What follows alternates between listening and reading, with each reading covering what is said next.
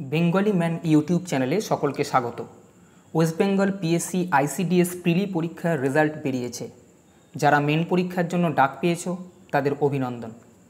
মেনের preparation নেবার আগে একবার দেখে নাও কি কি পড়তে হবে, তাতে করে তোমার মেটেরিয়াল কালেক্ট করতে সুবিধে হবে। মেনে 4টে পেপারে 100 নম্বর করে থাকবে। ডেসক্রিপটিভ নেচারের এই পরীক্ষায় সময় 90 মিনিট করে। প্রথমে পেপার 1 বা ইংলিশের সিলেবাস দেখব, তারপরে দেখব কি কি পড়তে হবে। সেই হিসেবে তোমরা মেটেরিয়াল কালেক্ট করবে। সিলেবাস অনুযায়ী report, translation from Bengali to English এবং সামারি অথবা পেসি। আমার মতে এই 3টে স্লটে 75 নম্বর থাকবে 100 নম্বরের মধ্যে। রিপোর্ট, ট্রান্সলেশন বাংলা থেকে ইংরেজিতে এবং সামারি বা পেসি এর প্রিপারেশনের জন্য তোমরা আমার অপর একটা ইউটিউব চ্যানেল আছে, তোমরা হয়তো অনেকেই জানো, দাস ক্যাপিটাল। সেখানে রীতিমতো এই সংক্রান্ত আইসিডিএস প্রিপারেশান অথবা ক্লার্কশিপের প্রিপারেশান শুরু হয়েছে। তোমরা পারলে ওই চ্যানেলটাকে ফলো করতে পারো, লিঙ্ক ডিসক্রিপশান বক্সে দেওয়া আছে। আর গ্রামার পার্টে আমার মতে 25 নম্বর থাকবে। গ্রামার পার্টের যে সিলেবাস দিয়েছে আমরা সেই সিলেবাসগুলোকে পুঙ্খানুপুঙ্খ আলোচনা করব এই সেন্সে যে এই সিলেবাসের ভিত্তিতে পিএসসি বিভিন্ন যে পরীক্ষাগুলো নেয়, যেমন মিসলেনিয়াস মেন অথবা ডাব্লিউবিসিএস মেন 2013 পর্যন্ত যেরকম নিয়েছে ডেসক্রিপটিভ, এই জিনিসটায় কী রকম প্রশ্ন এসছে এখান থেকে সেগুলো যদি তোমরা একবার দেখে নাও, তাতে করে আমাদের সুবিধে হবে যে আমাকে কি পড়তে হবে। গ্রামারের মধ্যে correct use of words, voice change, narration change, transformation of sentence, correction of sentence, use of common phrases, synonyms and antonyms এই সিলেবাসের মধ্যে দেওয়া আছে। এই 25 নম্বরটা খুব ইম্পর্টেন্ট। এই 25 নম্বরে যে স্লটগুলো ওরা বললো সেগুলোকে আমরা দেখে নেব যে প্রশ্ন কী ধরনের আসতে পারে, কী ধরনের প্রশ্ন এসছে। আমি এখানে যে প্রশ্নগুলো দিচ্ছি সেগুলো নয় ডাব্লিউবিসিএস নয় মিসলেনিয়াস পরীক্ষায় আসা প্রশ্ন, অতএব প্রশ্নের ধরনটা তোমাদের কিন্তু ক্লিয়ার হবে। দেখো, গ্রামার পোর্শনে প্রথম যেটা বলেছে কারেক্ট ইউজ অফ ওয়ার্ডস। উদাহরণ হিসেবে দেওয়া হয়েছে fill in the blanks by choosing the right word given in bracket. ব্র্যাকেটের মধ্যে যে অপশানগুলো দেওয়া আছে তার মধ্যে থেকে চুজ করে তোমাকে ব্র্যাকেটের মধ্যে শূন্যস্থানে বসাতে হবে। যেমন প্রথম প্রশ্ন দিয়েছে he has been ill dash yesterday. তোমাকে ফ্রম বা সিন্সের মধ্যে যে কোনো একটা পিক করে যেটা ঠিক হবে সেটাকে বসাতে হবে। বি প্রশ্নে দিয়েছে I have not red dash of this 3 books either or any, এর মধ্যে কোনটা হবে। আমি শুধু প্রশ্ন নিয়ে আলোচনা করছি, প্রশ্নের প্যাটার্ন কীরকম হয় তাতে করে তোমরা এইভাবে প্রিপারেশানটা নেবে। তাহলে প্রথম যে স্লটটা আছে কারেক্ট ইউজ অফ ওয়ার্ডস, সেখানে দেখলাম যে শূন্যস্থান পূরণ এই জাতীয় প্রশ্ন সাধারণত দিচ্ছে। 2 নম্বর ন্যারেশান চেঞ্জ। আমরা সবাই জানি একটা ন্যারেশান চেঞ্জ করতে দেবে তোমাকে, সেইটাকে ডাইরেক্ট থেকে ইনডাইরেক্টে চেঞ্জ করতে হবে। যেমন একটা নমুনা প্রশ্ন he said to me who are you, what do you want, go away, change the narration in a single sentence. অর্থাৎ ডাইরেক্ট সেন্টেন্সটাকে একটা ইনডাইরেক্ট সেন্টেন্সে পরিণত করতে বলবে। পরের ভয়েস চেঞ্জ একই রকম, তোমাদেরকে একটা অ্যাক্টিভ ভয়েস দেওয়া থাকবে, সেটাকে প্যাসিভ ভয়েসে, অথবা প্যাসিভ দেওয়া থাকবে সেটাকে অ্যাক্টিভ ভয়েসে পরিণত করতে হবে। উদাহরণস্বরূপ একটা প্রশ্ন দেওয়া হয়েছে such decisions can not be taken by government officers, change into active voice, এটাকে অ্যাক্টিভ ভয়েসে পরিণত করতে হবে। পরের স্লটে correction of sentences. Correction of sentences মানে কি, একটা বাক্য দেওয়া থাকবে, সেই বাক্যের কোনো পার্টে ভুল আছে, সেই ভুলটাকে কারেক্ট করে তোমাকে কারেক্টেড সেন্টেন্সটা লিখতে হবে। যেমন এইখানে বলা হয়েছে Sushilbabu is a man of scarce attainments. এখানে বলেছে কারেক্ট দ্য সেন্টেন্স, সেন্টেন্সটাকে কারেক্ট করো। প্রশ্ন ওটা দেওয়া থাকবে, তোমাকে উত্তর লিখতে হবে কোন জায়গায় ভুল হয়েছে। তাহলে পুরো উত্তরটা লিখলে হবে Sushilbabu is a man of rare attainments. প্রশ্ন থেকে উত্তর কিভাবে এলো দেখো না, প্রশ্ন কীরকম দেবে, উত্তরের নমুনা কীরকম হতে পারে, শুধু সেইটুকুনি দেখো, কেন মেটেরিয়াল তোমাদেরকে কালেক্ট করতে হবে। পরের transformation of sentences. Transformation of সেন্টেন্সের মধ্যে অনেকগুলো পার্ট আছে। যেমন আমরা হ্যাঁ বাচক থেকে না বাচকে পরিণত করতে পারি, সিম্পল থেকে কমপ্লেক্স বা কমপ্লেক্স থেকে কম্পাউন্ড আমরা পরিবর্তন করতে পারি, অথবা প্রশ্নবোধক বাক্যে পরিবর্তন করতে পারি। অর্থাৎ একটা বাক্যকে আর একটা বাক্যে পরিণত হওয়ার যে স্ট্রাকচার আছে, একটা স্ট্রাকচার থেকে আর একটা স্ট্রাকচারে পরিণত করা, এটাই হচ্ছে ট্রান্সফরমেশন অফ সেন্টেন্স। যেমন উদাহরণ দেওয়া হয়েছে, I would like to speak to you please. প্রশ্ন দিয়েছে কনভার্ট ইন্টু এ কোশ্চেন, অর্থাৎ এই যে বাক্যটা আছে এটাকে কোশ্চেন ফরম্যাটে লেখো। বি প্রশ্নে দেওয়া হয়েছে the water is not clean enough to drink. প্রশ্ন করেছে express the same meaning without using the negative, অর্থাৎ নাবাচক শব্দটাকে তুলে মানে না পাল্টে আর একবার সেন্টেন্সটাকে লেখো। পরের দিয়েছে professor Sen retired from the college, Samir was a student of this college after this. Join into A complex sentence, এখানে কলেজের পরে কমা হবে না, ফুল স্টপ হবে। এই যে দুটো সেন্টেন্স দিয়েছে এই দুটো সেন্টেন্সকে কমপ্লেক্স সেন্টেন্সে পরিণত করতে হবে এবং একটা সেন্টেন্সে জয়েন করতে হবে। বোঝা গেছে? পরে 6 নম্বরে দেওয়া হয়েছে use of common phrases. Use of common phrases কি? যেমন এখানে বলেছে make meaningful sentences with the following as though. As though দিয়ে তোমাকে একটা মিনিংফুল সেন্টেন্স তৈরি করতে হবে। এটাই হচ্ছে কমন ফ্রেজেস যেগুলো প্রশ্নের মধ্যে দেওয়া থাকে। তোমাকে অ্যাজ দো দেওয়া থাকবে, অ্যাজ দো দিয়ে একটা সেন্টেন্স তৈরি করতে হবে। যেমন আমি এখানে সেন্টেন্সটা করে দিয়েছি, হি behaves as though he had gone mad. সে এমন আচরণ করলো যেমন সে পাগল হয়ে গেছে। বোঝা গেছে? পরের 7 নম্বরে সিনোনিমস আর অ্যান্টোনিমস। এক্ষেত্রে তোমাদের যে কোনো একটা ওয়ার্ড দিয়ে দেবে, তার সিনোনিমস বা অ্যান্টোনিমস বলতে হবে। যেমন এখানে একটা নমুনা প্রশ্ন দেওয়া হয়েছে, what is the synonyms of malicious. এর সমার্থক শব্দ কী হবে? ম্যালাসিয়াসের সিনোনিমস যতগুলো তোমার জানা আছে তার মধ্যে তুমি একটাকে এখানে পিক করে বসাও। বোঝা গেছে? এটা অ্যান্টোনিমসের ক্ষেত্রেও একই রকম হবে। তোমাকে বলবে what is the antonyms of malicious, তোমাকে অ্যান্টোনিমসটা বলতে হবে। মনে থাকে যেন কোনো রকম অপশান থাকবে না, অপশান নেই। তোমাকে সিনোনিমস অ্যান্টোনিমস যা কিছু এতদিন পড়েছো সেটাকে মনে করে লিখতে হবে। যে আমি 4টে অপশান, যেরকম আমাদের অভ্যেস 4টে অপশান দেখে নিয়ে সেখান থেকে মনে হচ্ছে এইটা কিন্তু করা যাবে না। তোমাকে ভালো করে এইগুলোকে পড়তে হবে এবং মনে করে যেতে হবে, যেহেতু কোনো অপশান থাকবে না। পরের পেপার 2 এর দিকে যাব। পেপার 2 বেঙ্গলি ক্লাস 12 স্ট্যান্ডার্ড বলা আছে, দেখবে সিলেবাসের মধ্যে। বেঙ্গলিতেও ইংলিশের মতোই সিলেবাস দেওয়া হয়েছে, যেখানে report, translation from English to Bengali এবং সামারি অর প্রেসি। এই স্লটটার প্রিপারেশনের জন্য তোমরা দাস ক্যাপিটাল, আমার যে অপর একটা ইউটিউব চ্যানেল আছে সেটাকে ফলো করতে পারো। এখানে বাংলার ক্লাস হচ্ছে। এইটা আমার মতে এইখান থেকে 75 নম্বর থাকবে। আমি আবার বলছি, এক্সপেক্টেড 75 মার্কস এখান থেকে থাকবে। আর 2 নম্বর স্লটে আছে গ্রামার, যেখানে এক্সপেক্টেড 25 মার্কস আমার মতে। এবার দেখো, বাংলার যখন সিলেবাস আছে সেখানে শুধু গ্রামার লেখা আছে, ইংরাজির মতো ওইভাবে স্লটে ভাগ করে দেওয়া নেই। এবার তাহলে আমাদের বুঝতে হবে যে গ্রামারে কী কী জাতীয় প্রশ্ন আসে। আমি গ্রামারে যত রকমের প্রশ্ন আসে আমি সেগুলো পরের স্লাইড থেকে দেখাচ্ছি। WBCS মিসলেনিয়াস যদি প্রশ্ন তোমরা দেখো, আমি বারবার বলছি প্রিভিয়াস ইয়ারের WBCS এবং মিসলেনিয়াসের প্রশ্নগুলো যদি দেখো, তাতে করে তোমাদের প্রশ্ন সম্বন্ধে একটা ধারণা হবে গ্রামার থেকে বাংলায় কী কী থাকতে পারে। প্রথমে সন্ধি বিচ্ছেদ করুন, সবাই জানি, যেমন মনোজ বা সন্মাস, এখান থেকে সন্ধি বিচ্ছেদ করতে হবে। সবাই আমরা সন্ধি বিচ্ছেদ করতে জানি, সন্ধি বিচ্ছেদ খুব ভালোভাবে পড়ো। 2 নম্বর আদি অর্থ ও পরিবর্তিত অর্থ নির্দেশ করুন। অর্থাৎ এমন তোমাকে শব্দগুলো দেবে যে শব্দের আগে একটা অর্থ ছিল, এখন সেই অর্থ পরিবর্তিত হয়ে অন্য অর্থে পরিবর্তন হয়েছে। যেমন সন্দেশ অথবা হস্তি। সন্দেশ আগে একটা অর্থ ছিল, সন্দেশ মানে আগে ছিল খবর, আর এখন সন্দেশ হচ্ছে মিষ্টি জাতীয় পদার্থ। তাহলে তোমাকে যখন পরীক্ষার সময় এই প্রশ্নের উত্তর দিতে হবে, তুমি লিখবে সন্দেশ আদি অর্থ খবর, সন্দেশের পরিবর্তিত অর্থ খবর, মিষ্টান্ন। বোঝা গেছে? 3 নম্বর যে প্রশ্নের ধরন সেটা হচ্ছে ব্যাস বাক্য উল্লেখ করে সমাস নির্ণয় করুন। যেমন লাঠালাঠি, গায়ে হলুদ, সমাস সম্বন্ধে সবারই ধারণা আছে। সমাস কীভাবে লিখতে হয়, ব্যাস বাক্য করবে এবং কি সমাস সেটাকে বলবে। 4 নম্বর অশুদ্ধি সংশোধন করুন। বানান ভুলভাল দেওয়া থাকবে, তোমাকে ঠিক করতে হবে। যেমন প্রতিযোগিতা, এই বানানটা ঠিক আছে কিনা, এটা ভুল থাকতে পারে। ভুল থাকলে তোমাকে ঠিক করে এই বানানটাকে লিখতে হবে।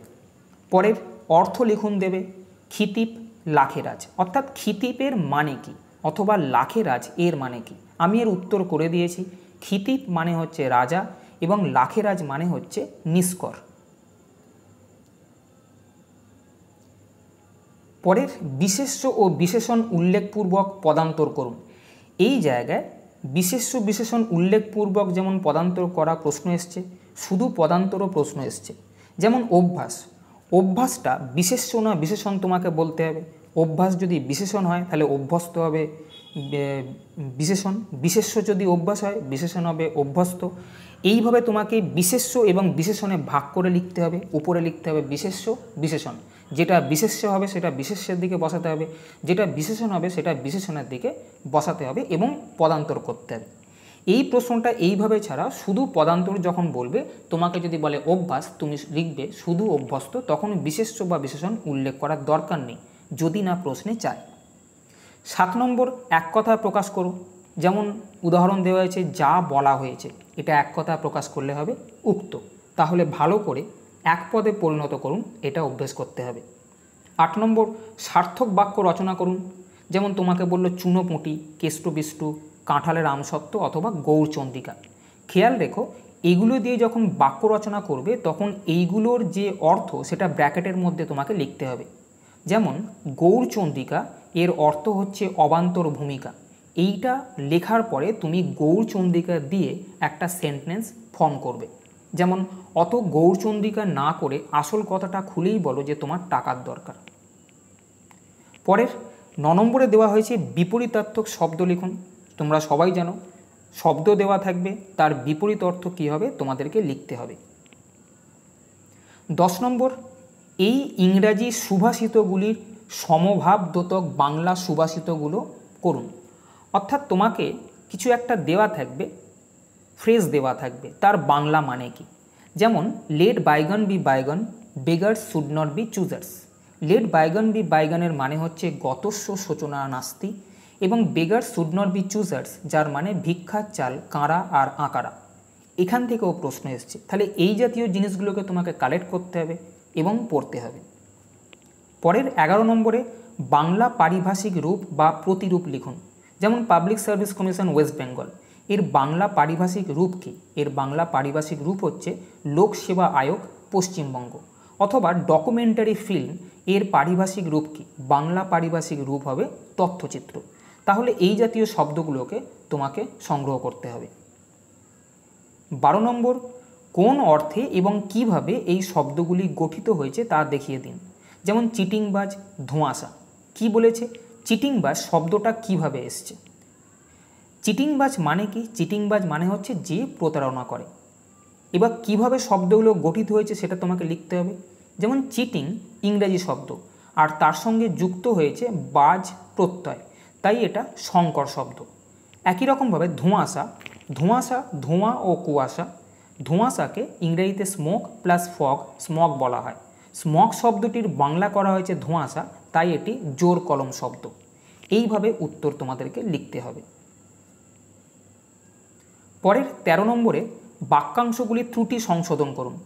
যেমন ভীষণ আনন্দ, কথাটা কি ভীষণ আনন্দ? এটা কিন্তু অশুদ্ধ। অরিজিনালি এটাকে বলা উচিত অত্যন্ত আনন্দ, এটা হচ্ছে শুদ্ধ। তাহলে অশুদ্ধ উপরে লিখবে আর আরেকটা সাইডে লিখবে শুদ্ধ। অশুদ্ধর নিচে লিখবে ভীষণ আনন্দ আর শুদ্ধর নিচে লিখবে অত্যন্ত আনন্দ। যেমন সার্বজনীন দুর্গোৎসব, এটা অশুদ্ধ কথা, তোমাকে লিখতে হবে সর্বজনীন দুর্গোৎসব। আর আছে ধরা অথবা মাথা, যে কোনো একটি শব্দ দিয়ে 5টি ভিন্নার্থক বাক্য রচনা করুন। যেমন মাথা দিয়ে যখন বাক্য রচনা করবে, মাথা লিখে যে 5টা বাক্য রচনা করবে মাথার সঙ্গে সেই মানেগুলো লিখতে হবে। যদি কোনো গ্রামার বই দেখো সেখানে দেখবে মাথা অঙ্কে ভালো, যেমন মনে করো তার মাথা খুব ভালো, আমরা বলবো রামবাবুর ছেলের অঙ্কে মাথা খুব ভালো। মাথা মাথা ধরেছে, কিন্তু যে অর্থে তোমরা সেন্টেন্সটা লিখতো তার অর্থটা ব্র্যাকেটের মধ্যে লিখতে হবে। পরের পেপার 3টে general studies and current affairs, এটা খুব ইম্পর্ট্যান্ট একটা জায়গা। যেহেতু প্রশ্নের আগে কোনো দিন আইসিডিএস মেন এইভাবে পরীক্ষা হয়নি, তাই সবই এক্সপেক্টেড কি আসতে পারে। দেখো জেনারেল স্টাডিজ অ্যান্ড কারেন্ট অ্যাফেয়ার্সে যদি মিসলেনিয়াস বা ডাব্লিউবিসিএসের কোশ্চেন যদি ফলো করা যায় সেখানে যা দেখা গেছে, আমার মতে ডেসক্রিপটিভ যেটা তোমাকে লিখতে হবে, তোমার ভিউ বা তোমাকে কোনো একটা জিনিস সম্বন্ধে কমেন্ট করতে বলবে, সেখানে 12.5x4 অর্থাৎ 4টে প্রশ্ন আমার মতে এখান থেকে লিখতে হবে আউট অফ 6। 6টা প্রশ্ন দেওয়া থাকবে গ্রুপ এতে। গ্রুপ এতে 6টা প্রশ্নের মধ্যে তোমাকে 4টে লিখতে হবে, প্রতিটা প্রশ্নের জন্য 12.5 নাম্বার করে, তাহলে 4টে প্রশ্ন 12.5 করে হলে 50 নম্বর ডেসক্রিপটিভ।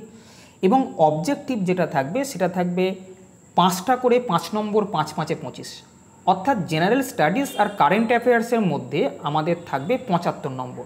কেন এটা বলছি, কেন এইখানে রিজনিংও দেওয়া আছে, verbal and non verbal reasoning, যেটা আমার মতে 25 নম্বর আসবে। তাহলে স্ট্রাকচারটা এরকম হতে পারে, ডেসক্রিপটিভ 50 নম্বর, অবজেক্টিভ 25 নম্বর এবং রিজনিং 25 নম্বর। খেয়াল থাকে যেন অবজেক্টিভ প্রশ্ন যখন করবে, আমি নমুনা দেখাবো, সেখানে কিন্তু কোনো অপশান দেওয়া থাকবে না। সিলেবাসটা একবার দেখে নেওয়া যাক। আইসিডিএসের যে সিলেবাসটা দেওয়া হয়েছে জেনারেল স্টাডিজের ক্ষেত্রে, সেটা হচ্ছে life science with special emphasise on nutrition and health. জীবনবিজ্ঞান বই থেকে এই জায়গাটায় পুষ্টি, এই জায়গাটা খুব ভালো করে তোমাদের পড়তে হবে। উইমেন এম্পাওয়ারমেন্ট ইস্যুস, এখানে মহিলাদের ক্ষমতায়ন বিষয়ক বিভিন্ন প্রশ্ন তোমাদেরকে করতে হবে। কীরকম হয় তার নমুনা আমি কিছুক্ষণ পরে দিচ্ছি। জেনারেল নলেজ এটা খুব ভালো করে করো, যে অবজেক্টিভ প্রশ্নগুলো আসবে সেটা ম্যাক্সিমামটাই এখান থেকে কভার করা হবে। Indian history with special emphasise on Indian freedom struggle, geography, environment science এবং ফিজিক্যাল সায়েন্স।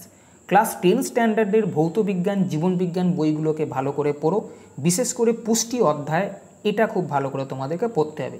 আর রয়েছে কারেন্ট অ্যাফেয়ার্স, অবজেক্টিভ কোশ্চেন এবং ডেসক্রিপটিভ সবেতেই কারেন্ট অ্যাফেয়ার্সের ভূমিকা থাকবে।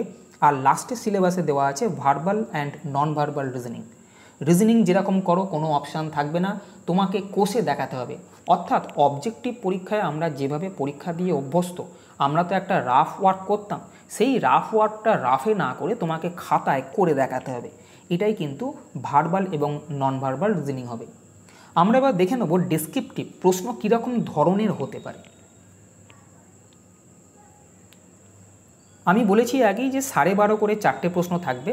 প্রশ্ন কীরকম হতে পারে তার একটা নমুনা দেখে নাও। ডেসক্রিপটিভ পেপারে ম্যাক্সিমামটাই তুমি এক্সপেক্ট করতে পারো কারেন্ট সিনারিওর ওপর দেবে। এক্ষেত্রে এইখানে উইমেন এম্পাওয়ারমেন্ট নিয়েও কিন্তু প্রশ্ন থাকতে পারে। কারেন্টের মধ্যে কীরকম প্রশ্ন আশা করা যেতে পারে, আমি 17টা টপিক এখানে রেখেছি।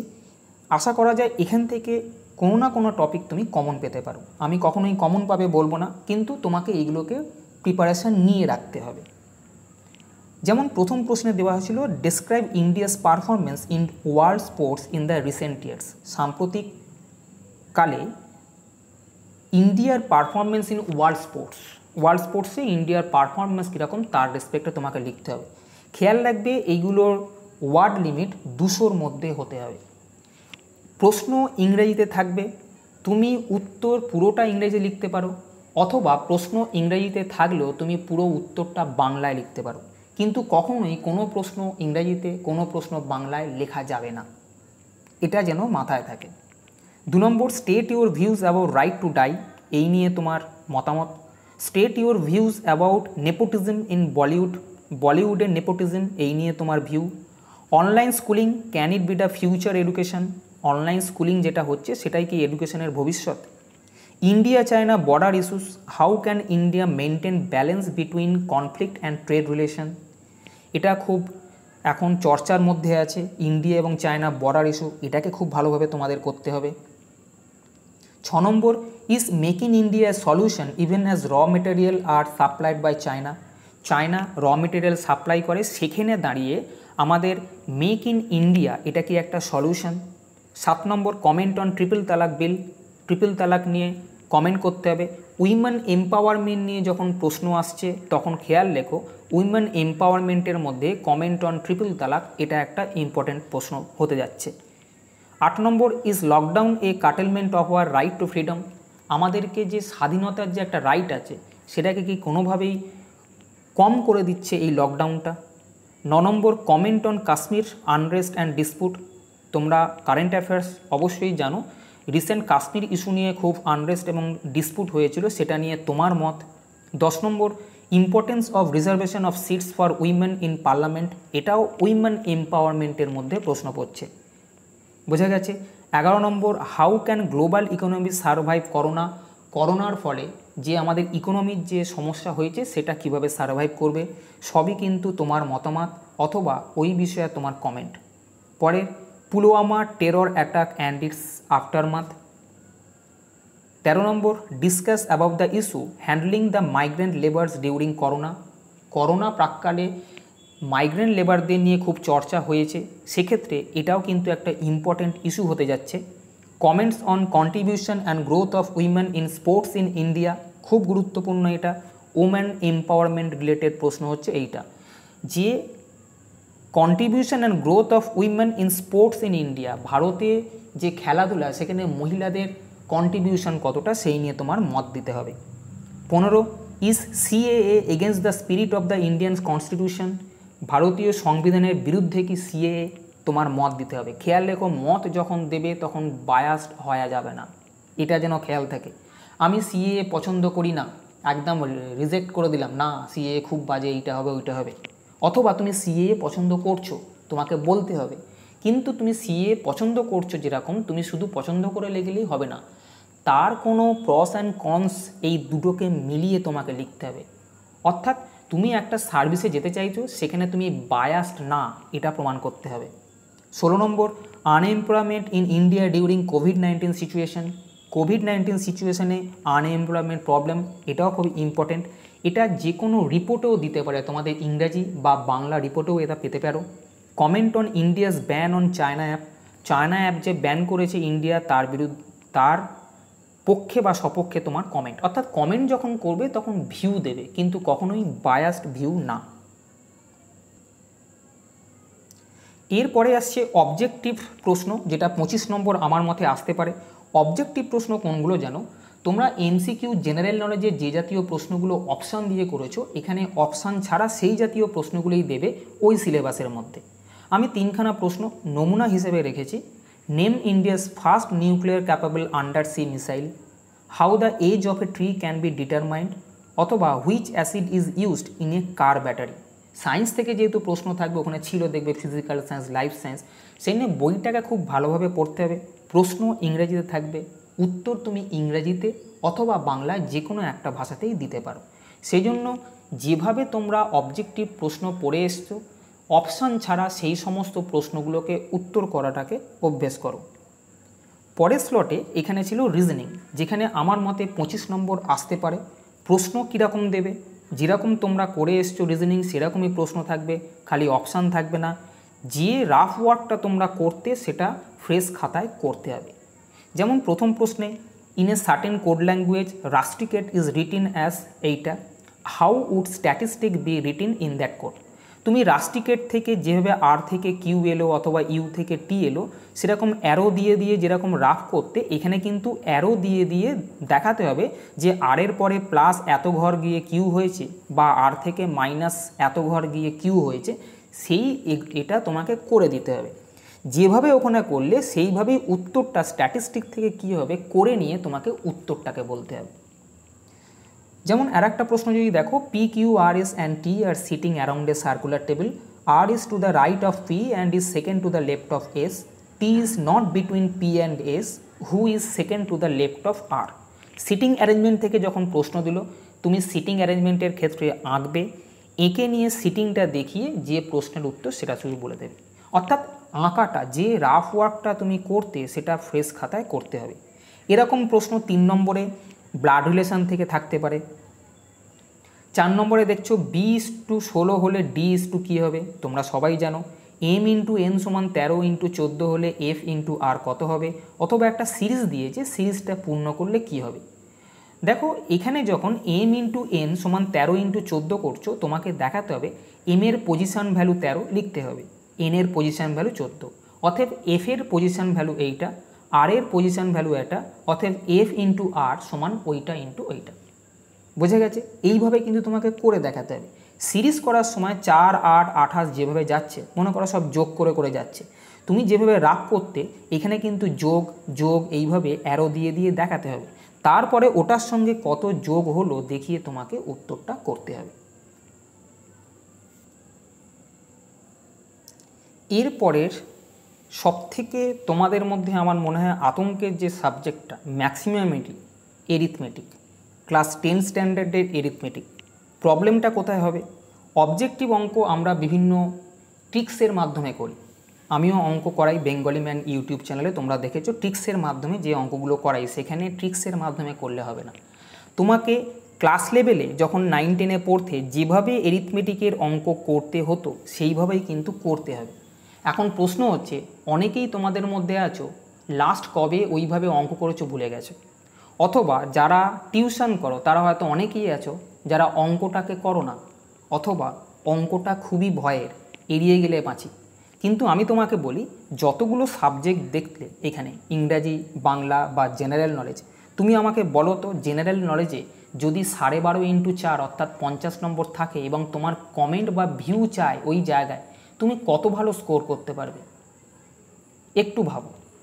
তার মানে আমি যদি দেখি আমার স্কোরিংয়ের মধ্যে আমি বাংলা গ্রামার ভালো করতে পারবো, বাংলাটাকেও হয়তো ভালো লিখতে পারবো, ইংরেজিতে সমস্যা হতে পারে, কারণ জিকের ক্ষেত্রে অবজেক্টিভ যেগুলো দেবে যেহেতু পড়া আছে, অবজেক্টিভ তুমি মেকআপ করতে পারলেও ডেসক্রিপটিভে গিয়ে কিন্তু তোমার সমস্যা হতে পারবে যদি না ওই প্রশ্নটা সম্বন্ধে তোমার জ্ঞান থাকে।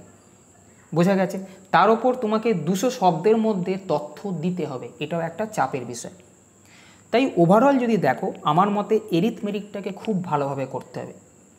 অবজেক্টিভ অঙ্ক করে করে আমরা ভুলে গেছি ডেসক্রিপটিভ অঙ্ক কিভাবে এবং কতটা করতে হয়, স্টেপ জাম্প করা যাবে কিনা, ঠিক কিভাবে অঙ্কটা করলে পুরো নম্বর পাওয়া যাবে, পিএসসি কোন ধরনের অঙ্ক দেয়, পিএসসির যেসব পরীক্ষার ডেসক্রিপটিভ অঙ্ক থাকে তার প্যাটার্ন কীরকম, যে সমস্ত প্রতিযোগিতামূলক পরীক্ষায় প্রথম পর্বে অবজেক্টিভ পরীক্ষায় উত্তীর্ণ হওয়ার পরে দ্বিতীয় পর্বের ডেসক্রিপটিভ পরীক্ষায় বসতে হয়, সেখানে ছাত্রছাত্রীরা সঠিক করে বুঝতেই পারে না কিভাবে অঙ্ক করলে সেটা সঠিক হবে। তাছাড়া ডেসক্রিপটিভ অঙ্কের সম্বন্ধেও ধারণা না থাকার জন্য মনে আতঙ্ক তৈরি হয়, তীরে এসে তরি ডুবে যাবে না তো। মূলত পরীক্ষার্থীদের অঙ্কের ভয়ভীতি দূর করে তাদেরকে বিভিন্ন প্রতিযোগিতামূলক পরীক্ষায় সাফল্য লাভের লক্ষ্যে এবং বর্তমান পরিস্থিতিতে কি বই পড়বে এই একটা যে অভাব সেটা পূরণ করার জন্য আমি একটা ডেসক্রিপটিভ ম্যাথমেটিক্সের ওপর ই-বুক লিখেছি। আমার নিজে সমাধান করা পরীক্ষায় আমার অভিজ্ঞতা কিভাবে সমাধান করা উচিত তোমরা পাবে। প্রশ্ন ইংরেজিতে থাকবে, উত্তর কিন্তু পুরোটাই বাংলায় সলভ করা আছে। মোট 250টা প্রশ্ন, 250টার মধ্যে 50টা তোমাদের করতে দেওয়া হয়েছে। তোমরা কিছুদিন ওটা করো, আমি ওই 50টার যদি না পারো আমি সমাধান দেখিয়ে দেবো। বাদবাকি যে 200টা আছে পুরোপুরি সমাধান করে দেওয়া আছে বাংলাতে, ঠিক যেভাবে তোমাদেরকে পরীক্ষায় করতে হবে। XY ধরছো যখন, XY ধরলে অঙ্কটা যতটা বড় হবে, আমি যদি XY বাদ দিয়ে অন্য কিছুভাবে ধরতে পারি তাহলে অঙ্কটা কীরকম হতে পারত, কতটা সহজ হতো, কতটা ছোট হতো, সেইগুলো কিন্তু এই বইটার মধ্যে দেখানো আছে। বইটার দিকে যাওয়ার আগে অঙ্কের কি কি সিলেবাস তোমাদের আছে, মোটামুটিভাবে কোন কোন চ্যাপ্টার করতে হবে সেটা একটু দেখে নাও। Simplification, HCF LCM, ratio and proportion, partnership, percentage, average, problems based on ages, profit and loss, simple and compound interest, work and wages, pipe and system, time and distance, train and steam, races and games এবং mensuration 2D। যদিও arithmetic, কিন্তু আমি প্রশ্ন যেটা দেখেছি এরিথমেটিকের syllabus হওয়া সত্ত্বেও ডেসক্রিপটিভে mensuration, বিশেষ করে 2Dর আয়তক্ষেত্র, বর্গক্ষেত্র এবং সার্কেল, এখান থেকে কিন্তু একটা প্রশ্ন দিচ্ছে, তাই এই জায়গাটাকে একটু করে রেখো। এবারে আসি যে বইটার কথা বলছিলাম। দেখো, এই হচ্ছে বই, এরিথমেটিক ডেসক্রিপটিভ ম্যাথমেটিক্স। কোন কোন পরীক্ষার জন্য উপযোগী? PSC, ICDS, miscellaneous, WBP, SI এবং অন্যান্য কম্পিটিটিভ এক্সাম এবং একাডেমিক এক্সামিনেশনের জন্য। এই বইটার মধ্যে তোমরা 200টা সমাধান পাবে, পুরোটাই আমার করা সমাধান, এবং এই সমাধানগুলো কিভাবে করতে হবে পুরোপুরি দেখানো আছে। প্রশ্ন ইংরেজিতে, ঠিক যেমন করে পিএসসিতে এসছে। এখানে যে কটা প্রশ্ন দেওয়া আছে সব কটা প্রশ্নই WBCS, তোমরা জানো 2013 পর্যন্ত মেন পরীক্ষায় ডেসক্রিপটিভ ম্যাথ করতে হতো। যেমন এখন ডেসক্রিপটিভ ম্যাথ মানে অবজেক্টিভ হয়ে গেছে, তখন ডেসক্রিপটিভ ম্যাথ মানে তোমাকে করতে হতো পুরোটাকে। 2013 প্রশ্নেও দেখবে ডেসক্রিপটিভ ম্যাথ আছে। মিসলেনিয়াসে ডেসক্রিপটিভ আছে। পিএসসি ক্লার্কশিপ 2007 পর্যন্ত যদি প্রশ্ন দেখো সেখানে ডেসক্রিপটিভ ম্যাথ ছিল। ম্যাথমেটিক্সগুলো অঙ্কগুলো অর্থাৎ সেইগুলো দেওয়া থাকবে তোমার ইংরেজিতে, উত্তর তুমি টোটালটাই ইংরেজিতে অথবা বাংলায় করতে পারো। 1.30 MBর এই বইটাতে মোট পাতার সংখ্যা 106। প্রয়োজন মনে করলে নিচে দেওয়া লিঙ্কে ভিজিট করতে পারো এবং এটাকে কিনতে পারো। কিন্তু আবার বলছি, প্রয়োজন মনে করলে তবেই তুমি বইটা কিনো, নাহলে কিনো না। আমার মতে প্রশ্ন জোগাড় করো, WBCS previous years, miscellaneous previous years এবং পিএসসি ক্লার্কশিপ প্রিভিয়াস ইয়ার্স প্রশ্ন জোগাড় করে যদি তুমি ভাবো যে প্রশ্ন জোগাড় করে তুমি করতে পারবে, বইটা কোনোভাবেই কিনো না। আমি কোনোভাবে বই কেনার জন্য পাবলিসিটি করছি না, কিন্তু আমার কাছে প্রচুর কমেন্টস এসছে যারা ICDS-এর জন্য প্রিপারেশন আগে থাকতেই নিচ্ছিল যে তাদের জন্য কম করে একটা বই নিতে। আমি শুধুমাত্র তাদের কথা ভেবেই, যারা অঙ্কে খুব দুর্বল, কিভাবে অঙ্ক করলে নম্বরটা পাওয়া যাবে এবং প্রশ্নের ধরন, পিএসসি কীরকম প্রশ্ন করেছে, সব আসা প্রশ্নগুলোই এখানে থাকবে। রিপিটেড প্রশ্নগুলো বাদ দিয়েছি, দিয়ে 200 পিসের কমপ্লিট সলিউশন করা আছে এবং 50 পিস তোমাদের প্র্যাকটিসের জন্য প্র্যাকটিস সেট হিসেবে পিছনে রাখা আছে। ওটা করবে। আমি কিছুদিন পরে এটার প্র্যাকটিস সেটে যেগুলো দেওয়া আছে সেটা শর্ট করব এবং ডেসক্রিপটিভ ম্যাথমেটিক্সের ক্লাস কিছুদিনের মধ্যেই এই চ্যানেলে তোমরা পাবে। আর বাংলা আর ইংরেজির জন্য তোমরা দাস ক্যাপিটাল এই চ্যানেলটাকে সাবস্ক্রাইব করতে পারো। তাহলে আজকে এই পর্যন্তই। সবাই ভালো থেকো, খুব ভালোভাবে পড়ো। আশা করি সবাই খুব ভালোভাবে থাকবে এবং খুব ভালোভাবে পড়াশোনা করবে। টাটা।